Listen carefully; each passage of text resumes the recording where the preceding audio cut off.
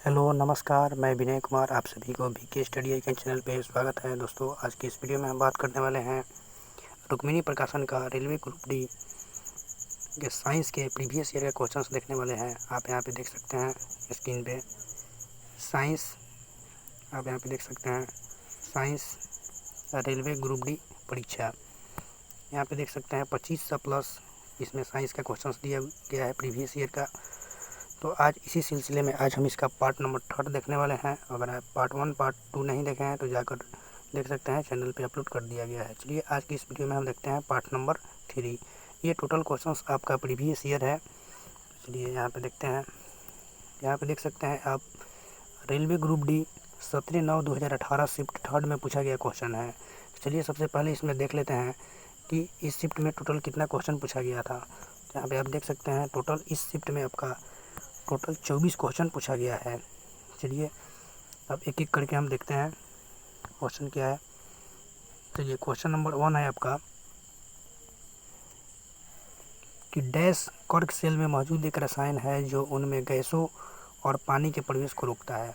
Option A हो जाएगा cutin, B सेफ्रेरिन, B में सुबेरिन और डी में काइटिन। तो इसका राइट आंसर हो जाएगा ऑप्शन नंबर सी सुबेरिन। चलिए नेक्स्ट देखते हैं क्वेश्चन नंबर 2। क्वेश्चन नंबर 2 देखने से पहले ऑप्शन नंबर डी देख लीजिए। यहाँ पे इसका ऑप्शन डी है काइटिन। काइटिन क्या होता है? कवक की कोशिका भित्ति काइटिन की बनी होती है, याद रख सकते हैं। क्वेश्चन नंबर 2 देखिए, बेकिंग पाउडर डैश और डैश का मिश्रण है। ऑप्शन ए सोडियम हाइड्रोजन कार्बोनेट सल्फ्यूरिक अम्ल, बी में सोडियम हाइड्रोजन कार्बोनेट और टार्टेरिक अम्ल, सी में सोडियम कार्बोनेट और टार्टेरिक अम्ल और सी में सोडियम हाइड्रोजन कार्बोनेट और मैलिक अम्ल। इसका राइट आंसर हो जाएगा option number B sodium hydrogen carbonate और टार्टेरिक अम्ल। यहाँ पे देख सकते हैं टार्टेरिक अम्ल क्या होता है? यह इमली में पाया जाता है टार्टेरिक अम्ल। सल्फ्यूरिक अम्ल क्या होता है? H2SO4 होता है और यह बैटरी में पाया जाता है। यहाँ पे ऑप्शन नंबर डी में दिया है मैलिक अम्ल। यहाँ पे देख सकते हैं मैलिक अम्ल क्या होता है? मैलिक अम्ल सेव में पाया जाता है, आप याद रख सकते हैं, मैलिक अम्ल सेव में पाया जाता है। चलिए नेक्स्ट क्वेश्चन नंबर 3 देखते हैं। क्वेश्चन नंबर 3 है कीटोन के साथ समाप्त होने वाली हाइड्रोजन श्रृंखला के अंत में लगाए जाने वाला प्रत्यय है। Option A oic, B ol, C al और डी ओन। इसका राइट आंसर हो जाएगा option number D one. Ketone के साथ लगता है ओन। चलिए क्वेश्चन नंबर 4 देखते हैं। 4 में क्या है, आप यहाँ पे देख सकते हैं क्वेश्चन नंबर 4। क्वेश्चन नंबर 4 है आपका इस प्रकार से, एक सर्किट दिया हुआ है और यहाँ पे प्लस का सिंबल है और यहाँ पे माइनस का सिंबल है। क्वेश्चन है आपका कि दिए गए परिपथ में डैश का प्रवाह वामावर्त होता है। ऑप्शन ए वोल्टेज, बी प्रतिरोध, सी धारा और डी इलेक्ट्रॉन। इसका राइट आंसर हो जाएगा option number D electron. Electron का प्रवाह वामावर्त होता है। चलिए इस क्वेश्चन से हम देख लेते हैं इलेक्ट्रॉन का प्रवाह वामावर्त होता है, यानी कि प्लस से माइनस की ओर इलेक्ट्रॉन का प्रवाह होता है। आप यहाँ पे देख सकते हैं इलेक्ट्रॉन का प्रवाह प्लस से माइनस की ओर होता है या वामावर्त कह सकते हैं। उसके बाद धारा का प्रवाह कैसे होता है? धारा का प्रवाह माइनस से प्लस की ओर होता है, यानी कि आप बोल सकते हैं कि धारा का प्रवाह माइनस से प्लस की ओर होता है। चलिए नेक्स्ट क्वेश्चन नंबर 5। परमाणु के भीतर न्यूट्रॉन द्वारा प्रोटॉन पर आरोपित बल कहलाता है। ऑप्शन ए ज्वारीय बल, बी गुरुत्वाकर्षण बल, सी नाभिकीय बल और डी विद्युत स्थैतिक बल। इसका राइट आंसर हो जाएगा ऑप्शन नंबर सी नाभिकीय बल। नाभिकीय बल क्या होता है? जैसे मान लीजिए कि यहाँ पे आप देखिए, जैसे मान लीजिए कि यहाँ पे कोई परमाणु है और इसके अंदर यहाँ पे न्यूक्लियस है। न्यूक्लियस में आपका मान लीजिए यहाँ पे अंदर आपका न्यूक्लियस है। न्यूक्लियस में क्या रहता है? प्रोटॉन और न्यूट्रॉन रहता है और इलेक्ट्रॉन बाहरी कक्षाओं में चक्कर लगाते हैं, ठीक है। जैसे मान लीजिए यहाँ पे इलेक्ट्रॉन चक्कर लगाता है आसपास में, यहाँ पे नाभिक होता है और नाभिक में होता है प्रोटॉन और न्यूट्रॉन। तो प्रोटॉन द्वारा न्यूट्रॉन पर आरोपित बल को ही नाभिकीय बल कहते हैं। क्वेश्चन पूछता है आपसे कि बताइए प्राकृतिक में सबसे सशक्त बल या मजबूत बल कौन सा होता है? तो नाभिकीय बल हो जाएगा इसका आंसर। और क्वेश्चन और पूछता है कि बताइए प्राकृतिक में सबसे कमजोर बल, इसका राइट आंसर हो जाएगा गुरुत्वाकर्षण बल। चलिए नेक्स्ट देखते हैं क्वेश्चन नंबर 6। पौधे से स्रावित होने वाला वह हार्मोन जिसके कारण उसका तना सूरज की रोशनी की ओर झुकता है कहलाता है। Option A oxygen, B cytokinin और सी जिब्रेलिन और डी में एस्कॉर्बिक एसिड। तो इसका राइट आंसर हो जाएगा ऑप्शन नंबर ए ऑक्सीजन। कोई भी पौधा सूरज के प्रकाश की ओर उसकी तना झुकता है, इसका कारण है ऑक्सीजन।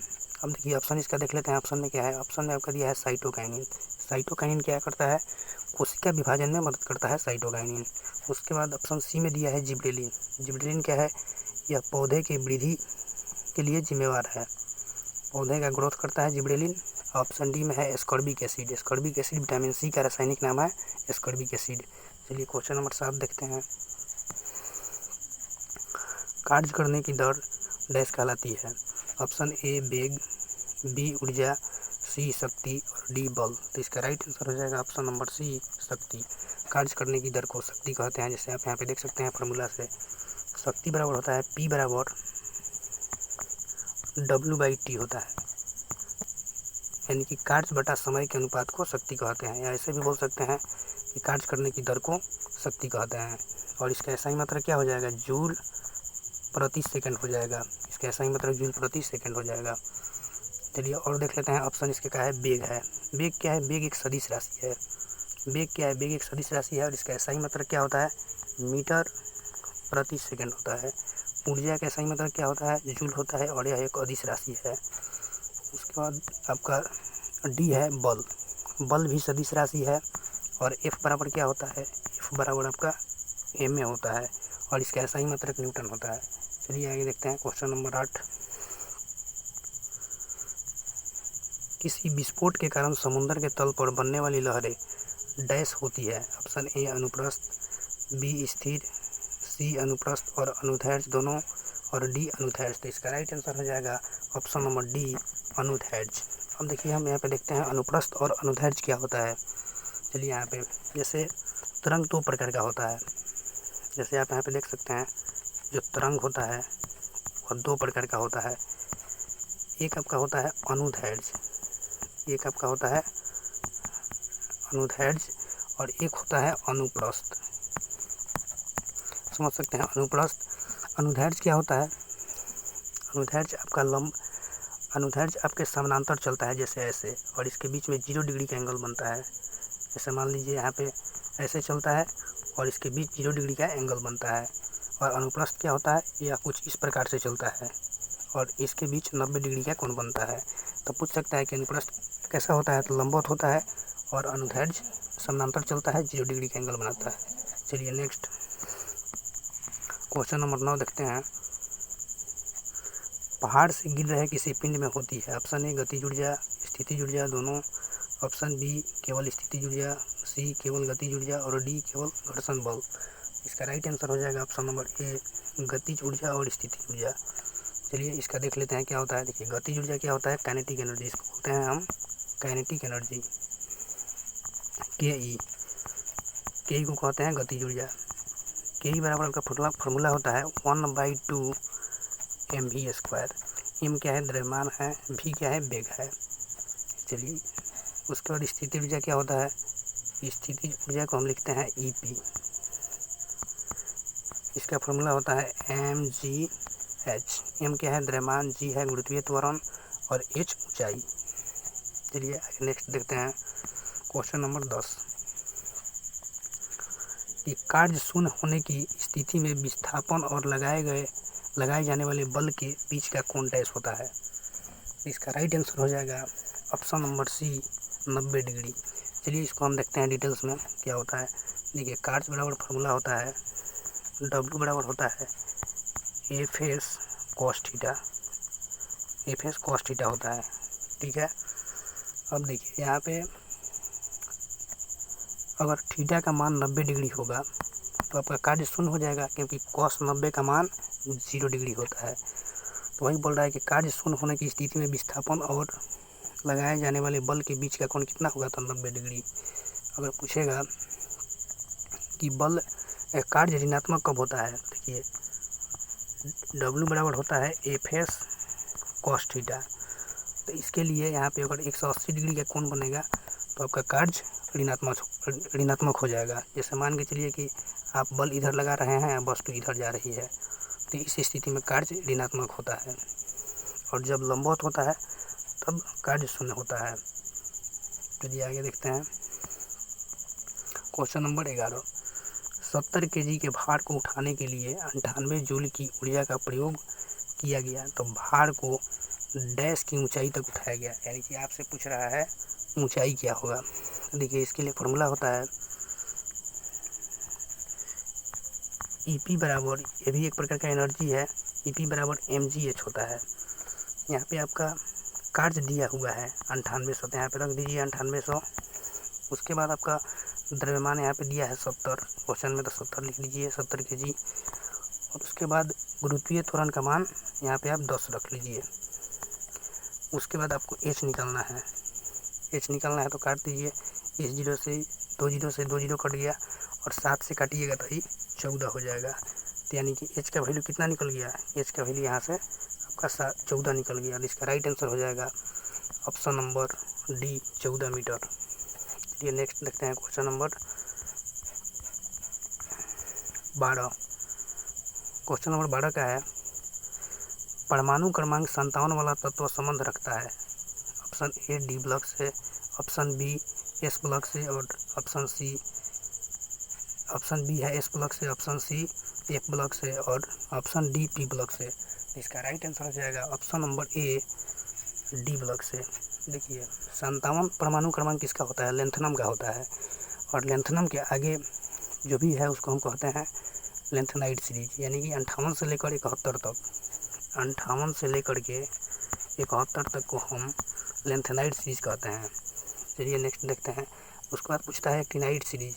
तो एक्टिनाइड सीरीज आपका होता है 90 से लेकर 103 तक, 90 से लेकर 103 तक को हम एक्टिनाइड सीरीज कहते हैं। चलिए आगे क्वेश्चन नंबर 13 देखते हैं।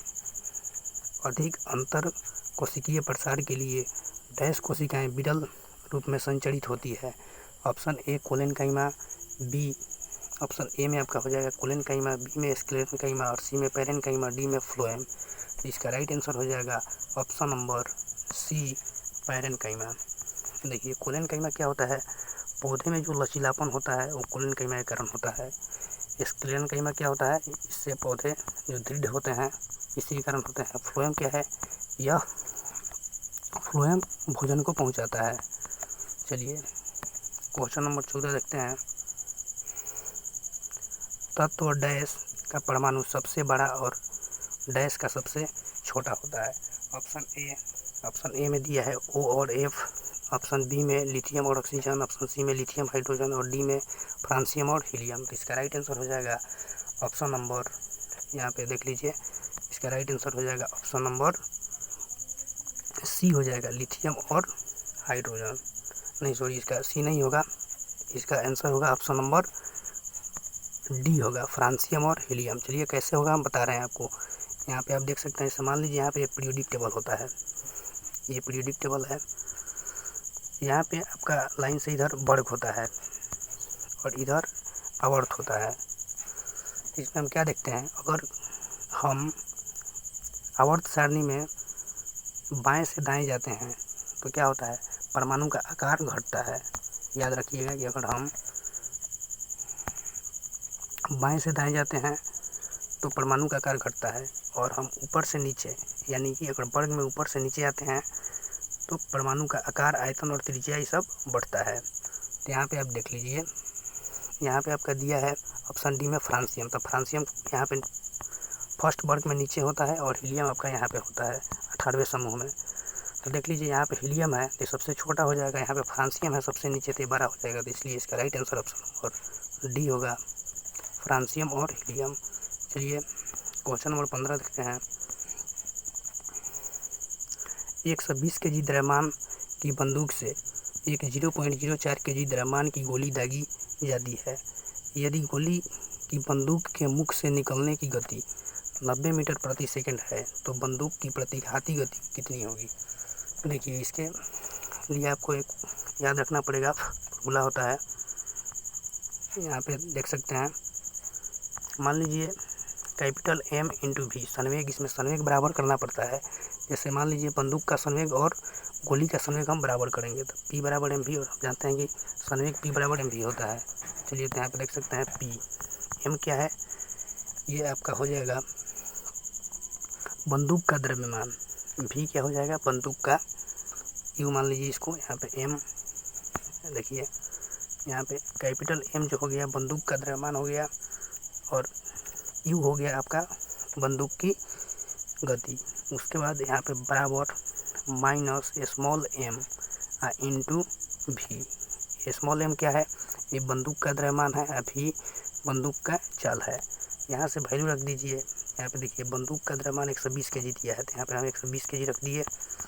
उसके बाद U देखिए, U कितना दिया है, बंदूक का प्रतिघाती वेग निकालना है, यानी कि आपको U निकालना है, ठीक है। बंदूक का प्रतिघाती वेग U है, U निकालना है। उसके बाद बंदूक का द्रव्यमान दिया है क्वेश्चन में, देखिए 4/100 लिख सकते हैं, इसको दिया है 0.04 kg दिया है, तो 4/100 लिख सकते हैं, गुना इसके लिए वेग दिया है 90।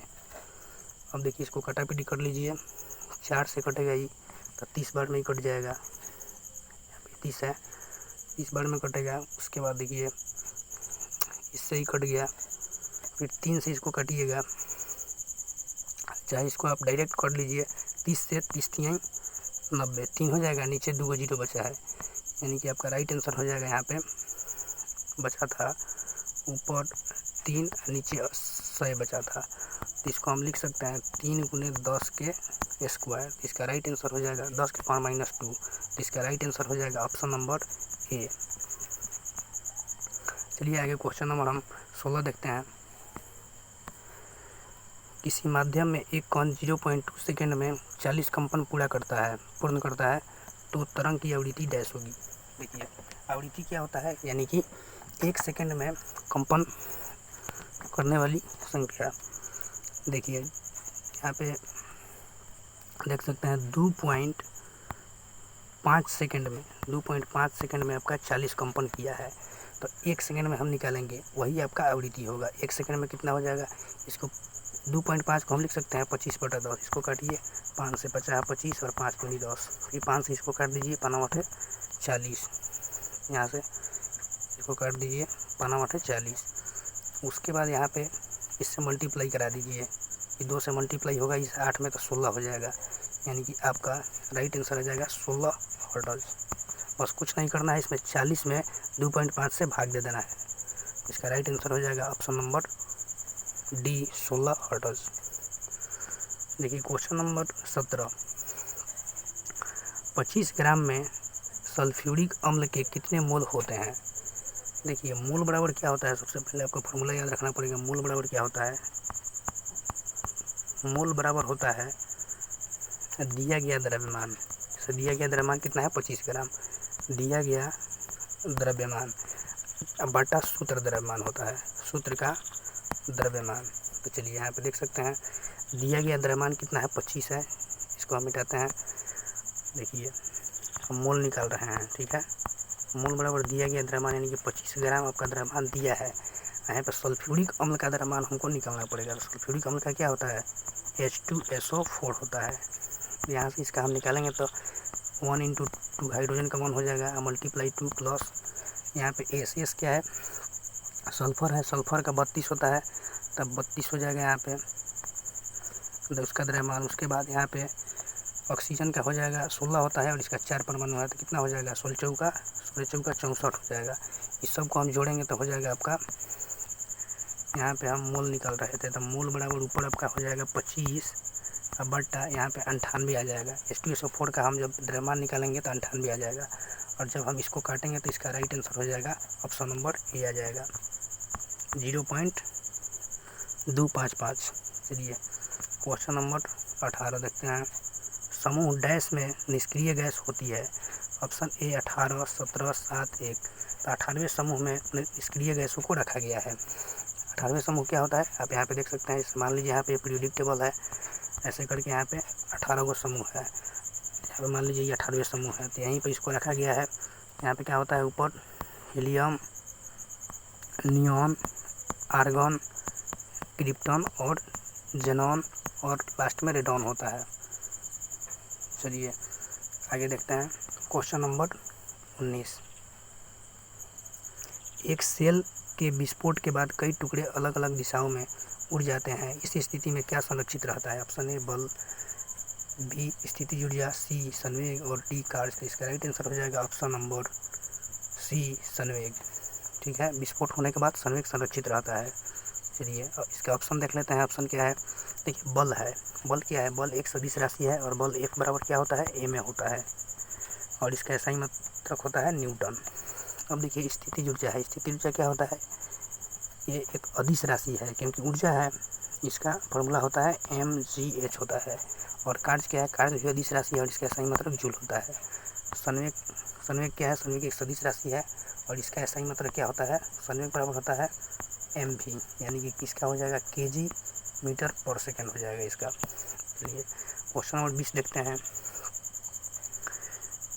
किसी वस्तु का चंद्रमा पर भार डैश गुने पृथ्वी पर भार क्या होगा? ऑप्शन ए में दिया है 1/6, बी में 5, सी में 6 और डी में 1/5। इसका राइट आंसर हो जाएगा ऑप्शन नंबर ए 1/6। देखिए मान लीजिए अगर कोई वस्तु पृथ्वी पर 60 न्यूटन का है, सॉरी 60 यहाँ पे चलिए 60 कर देते हैं। अगर कोई वस्तु पृथ्वी पर 60 न्यूटन का है तो चंद्रमा पर जाएगा तो कितना हो जाएगा? इसका 1/6 हो जाएगा। तो 6 से कटिएगा तो कितना? 10 न्यूटन का होगा। वही क्वेश्चन है, यहाँ पे पूछा है कि किसी वस्तु का चंद्रमा पर भार क्या होगा? जितना पृथ्वी पर भार होगा उसका 1/6 कर देंगे तो निकल जाएगा। चलिए यहाँ पे देख सकते हैं भार क्या होता है।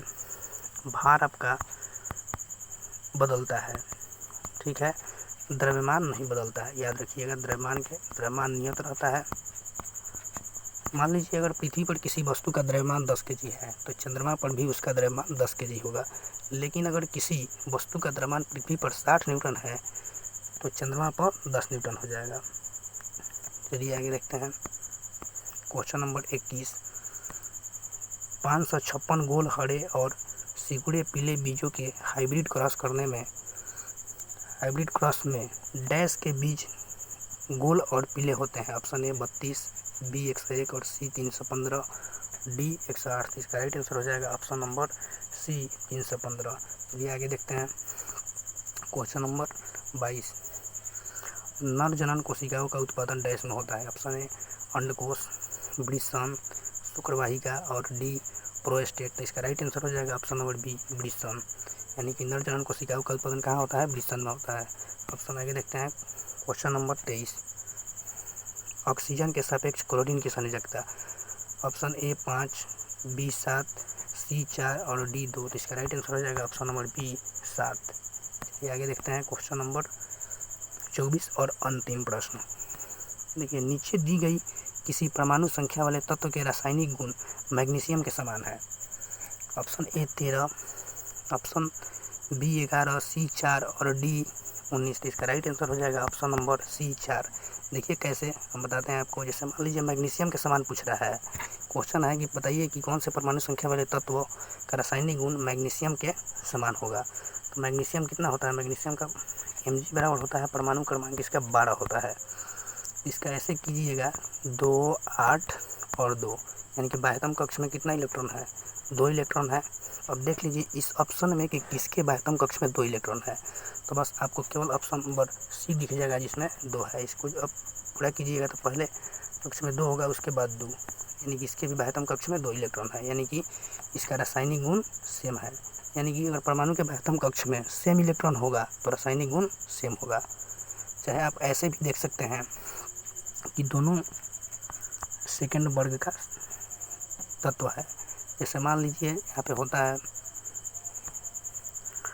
जैसे पढ़े होंगे बेटा मांगे कार स्कूटर बाप राजी। तो यहाँ देखिए बेरिलियम और मैग्नीशियम दोनों एक ही वर्ग में आ रहा है, तो इसलिए इसका रासायनिक गुण सेम होगा। और हम ये भी जानते हैं कि सेम वर्ग में होगा तो उसका रासायनिक गुण सेम होता है। तो इसका राइट आंसर हो जाएगा ऑप्शन नंबर सी। तो आज के वीडियो में इतना ही दोस्तों। वीडियो आपको अच्छा लगे तो लाइक करें, कमेंट करें और शेयर करें। कोई भी आपको डाउट हो तो कमेंट बॉक्स में लिख सकते हैं। Thank you, bye bye.